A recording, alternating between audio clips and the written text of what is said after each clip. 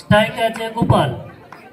আমরা আমাদের পরিচিত সেই গোপাল স্ট্রাইকে প্রথমবার সেই গোপালের ব্যাট থেকে 4 রান। সকলে একটু করতলে যে হাততালি জানায়।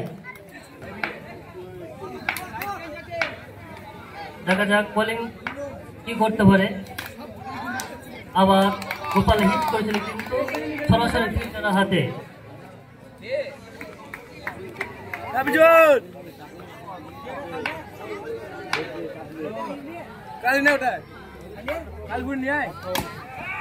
আবারও সেই গোপালের ব্যাট থেকে চমৎকার একটি চারের মান।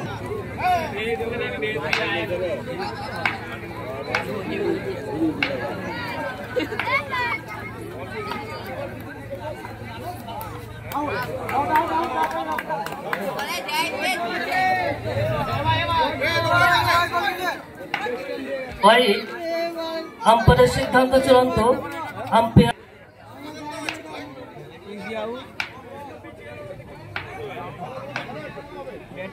দেখা যাক। আবারও সেই গোপালের হাত থেকে আবার একটি চারের মান। বোলিং আপনার চেষ্টা করছে গোপালকে রোখার জন্য। যেতে আবারও সেই গোপালের ব্যাট থেকে আবার একটি চারের মান। তোমরা যারা বল করার দায়িত্ব আছো বলটা যথাসময়ে মাঠে পৌঁছে দাও। দেখা যাক বোলিং। সুন্দর বল পরাস্ত।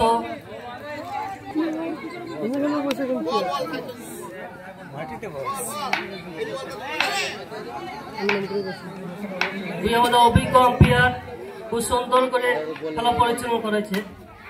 আবারও সে গোপালের ব্যাট থেকে 4টি রান 1 ওভার শেষে।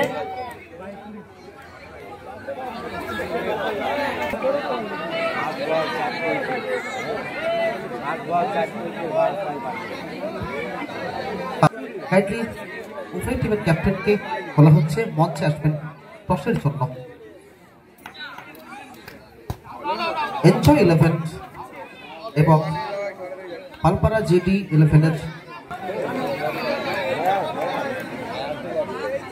নবাগত ব্যাটার এলাকার প্রত্যেকটা মাঠের ঘাস যাকে চেনে চির পরিচিত মুখ গোপেদা।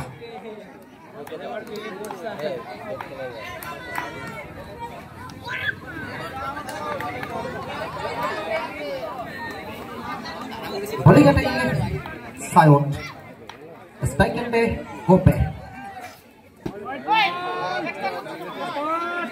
ওখানে ওয়াইডের সংকেত অর্থাৎ 5টি রান। এখান থেকে এক্সট্রাটাকে চেক না দিলে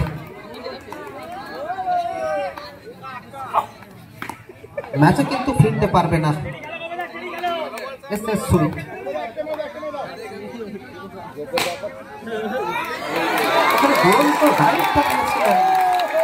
দর্শক কিন্তু খুব এনজয় করছেন। সেই গোপালের ব্যাট থেকে একটি চারের মান দেখলাম আমরা, খুব সুন্দর। এনজয় 11 এবং পালপাড়া জেডি 11 এর ক্যাপ্টেন মঞ্চে আসবেন। 2 ওভার শেষে 31 রান। তৃতীয় ওভারের খেলা শুরু হচ্ছে।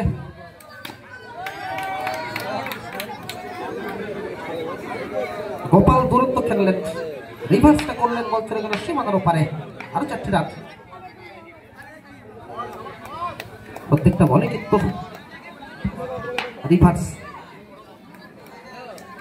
কখনো অফ স্টাম্পের দিকে কখনো লেগ স্টাম্পের দিকে। স্কোয়ার অফ দ্য উইকেটটা চুজ করছেন। One handed shot, one handed pick আপের চেষ্টা ছিল, সফল হননি।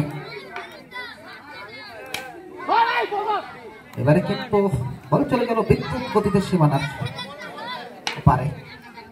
Gopal Gopal Gopal is on fire.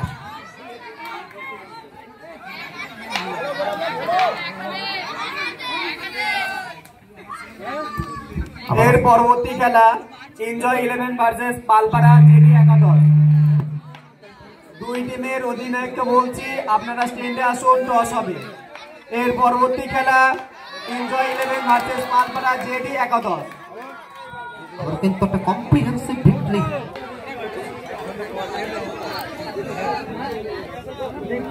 দেখা যাক